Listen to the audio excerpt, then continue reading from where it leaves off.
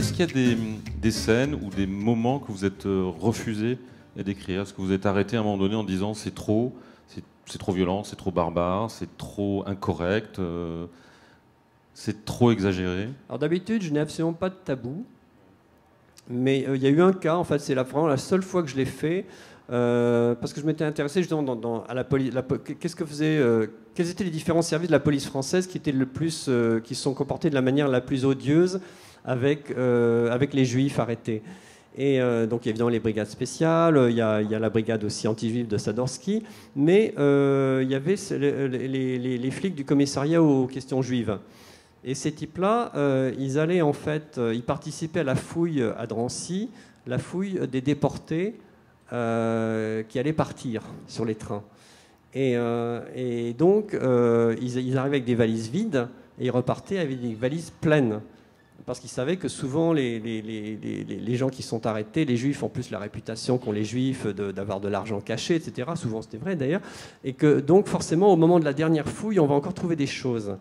Donc ils fouillaient les gens et évidemment ils repartaient avec des valises pleines et tout ça était revendu au marché noir. Donc ces policiers français ont fait des fortunes absolument gigantesques.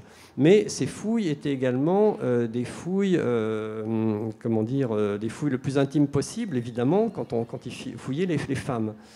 Et donc moi j'avais comme mon point de vue, c'est pas de tabou, enfin au contraire, voilà, donc j'avais décrit, en fait il y a une juive à un moment donné qui je crois que c'est Sadorski lui-même qui enfonce le doigt dans son sexe pour voir si elle a caché quelque chose, et donc j'avais pas décrit en détail, mais enfin en tout cas on savait qu'il l'avait fait.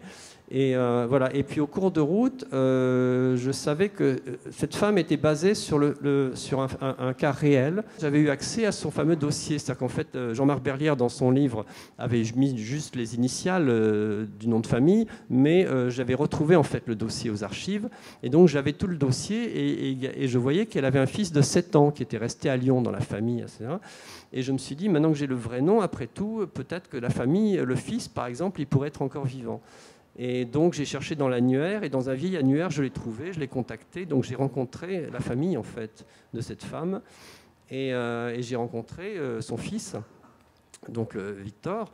Mais à cause, je savais qu'il allait forcément, comme je lui ai raconté, comme je l'ai contacté par rapport à cette histoire, et qu'en plus il m'a confié une photo de sa mère, etc., qui m'a raconté un peu comment lui il avait vécu.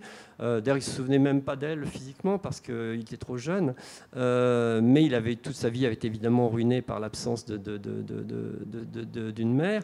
Et donc je me suis dit, maintenant que je lui ai raconté pourquoi je le rencontre, ça va être très très très dur pour lui s'il voit le personnage qui est sa mère, même si dans le roman j'ai changé le nom. Voilà, donc ce détail-là, je l'ai en fait lissé, gommé, etc. Pour essayer de diminuer le choc qu'il aurait en lisant le livre. Voilà. Mais c'est la seule raison pour laquelle je peux refuser de l'écrire.